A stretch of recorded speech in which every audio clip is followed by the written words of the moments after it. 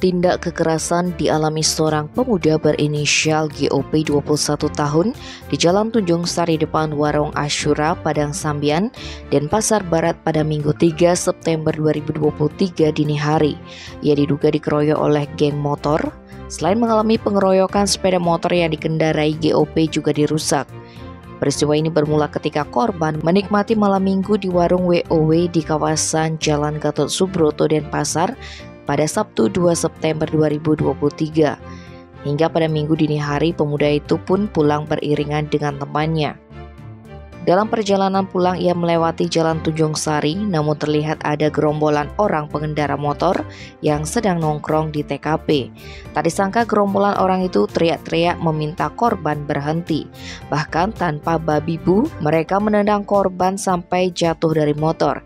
GOP lantas dikeroyok oleh mereka. Bahkan para pelaku memakai batu paving, kayu balok, dan bambu besar hingga mengenai leher belakang. Rekan korban yang berusaha membantunya pun tidak bisa berbuat banyak. Tak sampai di situ, pelaku lanjut merusak motor korban. Setelah itu, para pelaku kabur meninggalkan GOP yang terkapar di jalan. Selanjutnya, korban dibantu temannya untuk berobat dan melapor ke Polresta Denpasar. Saat ini polisi disebut tengah menyelidiki para pelaku. Dikonfirmasi mengenai kejadian ini, Kasih Humas Polresta Denpasar AKP Ketut Sukadi belum bisa memberikan keterangan.